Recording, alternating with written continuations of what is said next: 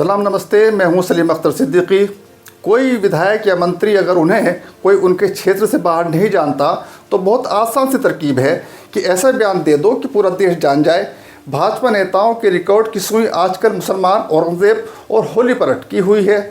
मुसलमानों का नाम लिए बिना उनका खाना हजम आजकल नहीं होता और राजनीति भी पूरी नहीं होती।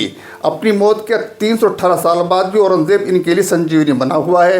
बाबर और गजनवी पीछे छूट गए हैं। आजकल औरंगजेब ट्रेंड में है। बहरहाल होली देश में पहली बार नहीं आई है, नहीं जुम्मे के दिन पहली बार पड़ी होगी। न जाने कितनी बार जुम्मे के दिन होली आई होगी, रमज़ान में भी आई होगी। ऐसा कभी नहीं हुआ कि होली, जुमा और रमज़ान को इतना हाइप दिया गया हो। ये सिर्फ राजनीति के लिए किया जा रहा है। होली के दिन सार्वजनिक अवकाश होता है, कोई बाहर नहीं निकलता सिवाय उनके जो होली खेलते हैं। ट्रांसपोर्ट बंद रहता है, घर से वही निकलता है जो निकलने के लिए मजबूर हो। होली पर मुसलमानों को नई नई नसीहतें दी जा रही हैं। नसीहत देने वालों में शीर्ष नेताओं के साथ ही छुटभैये नेता भी शामिल हैं। शुरू में हमने कहा कि अगर किसी विधायक और मंत्री को कोई उनके क्षेत्र से बाहर नहीं जानता तो ऐसा बयान दे दो जिससे वे पूरे देश में जाना जाने लगे। यूपी के मंत्री ने ऐसा ही किया है। क्या आप यूपी के मंत्री रघुराज सिंह को जानते हैं? अगर वे मेरे पास से गुजर जाएं तो मैं ठीक से नहीं पहचान पाऊंगा, और अगर उनको मेरे साथ बैठ भी जाएं तो शायद ना पहचान पाऊं, लेकिन अब पहचान सकता हूं। उनकी तस्वीर के साथ उनका एक बयान सामने आया है जिसमें वे कह रहे हैं कि होली पर सफ़ेद टोपी वाले तिरपाल का हिजाब बनाकर बाहर निकलें। उनका इतना कहने से ही उन्हें पूरा देश जान गया। प्रचार का इससे अच्छा तरीका और क्या हो सकता है? हींग लगे फिटकरी रंग चोखा आए। औरंगजेब अभी ट्रेंड में है। महाराष्ट्र के मुख्यमंत्री देवेंद्र फडणवीस ने औरंगजेब की कब्र हटाने की बात कही है। इसका फ़ायदा उठाकर एक शायर और कवि मनोज मुंतशिर ने आगे बढ़कर भारत सरकार से विनती कर दी है कि औरंगजेब की कब्र हटाने की ज़रूरत नहीं है, इसके ऊपर शौचालय बनवा देना चाहिए। मनोज मुंतशिर को पहले अपना तखल्लुस बदलने की ज़रूरत है। अपना तखल्लुस उन लोगों की भाषा से लिया है जिनकी कब्र पर वे शौचालय बनाने की बात कर रहे हैं। किसी मुसलमान को आतंकवादी, पाकिस्तानी और जिहादी कह देना बहुत आसान हो गया है। विधानसभाएं भी इससे छूती नहीं रही हैं। राजस्थान विधानसभा में शहरी विकास एवं आवास की ग्रांट मांगों पर चर्चा चल रही थी। इसी दौरान कांग्रेस विधायक रफ़ीक खान ने बीजेपी शासन और कांग्रेस शासन की तुलना करते हुए शहरी विकास कार्यों पर अपनी राय रखनी शुरू कर दी। लेकिन जैसे ही उन्होंने बीजेपी सरकार की नीतियों पर सवाल उठाए, बीजेपी विधायक गोपाल शर्मा ने बीच में टोकते हुए उन पर निशाना साधा और उन्हें पाकिस्तानी कह दिया। अब कह दिया तो कह दिया, अब तो अदालत भी कह चुकी है कि किसी को पाकिस्तानी और मियाँ कहना अपराध नहीं है। समस्या ये है कि भाजपा नेता कभी भी अपने ऊपर उठे सवाल का जवाब जब नहीं दे पाते तो वे जवाब देने से बचने के लिए मुसलमान, पाकिस्तान, जिहाद, लव जिहाद का सहारा लेते हैं। ये सब उनके कवच बने हुए हैं। भाजपा सांसद रमेश विधुड़ी ने तत्कालीन बसपा सांसद दानिश अली के लिए अपशब्दों का इस्तेमाल किया था। ज़्यादा पुरानी बात नहीं है। मंत्री रघुराज सिंह, मनोज मुंतशिर अकेले नहीं हैं जो बहती गंगा में हाथ धो लेना चाहते हैं। यूपी के बलिया के विधायक हैं एक केतकी सिंह। बलिया से कौन विधायक है ज़्यादातर लोग ये जानते नहीं होंगे। जानने के लिए गूगल का सहारा लेना पड़ेगा। अब उन्हें सब जान गए हैं। सोशल मीडिया और मेनस्ट्रीम मीडिया में उनका ये बयान चल रहा है कि बलिया के अस्पताल में मुसलमानों के लिए अलग से एक विंग बनाई जानी चाहिए। केतकी सिंह को प्रचार के लिए मेहनत नहीं करनी पड़ी। एक बयान मुसलमानों के खिलाफ उछाल दिया, अब उन्हें पूरा देश जान गया है। यह ताकत है मुसलमानों के खिलाफ एक बयान देने की।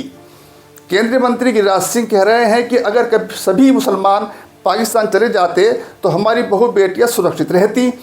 ये कहने से पहले दैनिक भास्कर की इस खबर पर उन्हें नज़र डाल लेनी चाहिए थी, जिसमें कहा गया है कि दीपक, जमुना शंकर मीणा, पुष्कर कौर और प्रकाश मीणा नाबालिगों के साथ रेप करते थे और उनका वीडियो भी बनाते थे। आरोपियों का कहना है कि कितने रेप उन्होंने किए उन्हें खुद याद नहीं। बनारस हिंदू विश्वविद्यालय में बीजेपी IT सेल बनारस के संयोजक कुणाल पांडे, सह संयोजक सक्षम पटेल, कार्य समिति सदस्य आनंद उर्फ अभिषेक चौहान ने एक छात्रा से रेप किया था। उन पर आरोप लगा था। आजकल जमानत पर हैं। सवाल है कि बहु बेटियां किससे असुरक्षित हैं।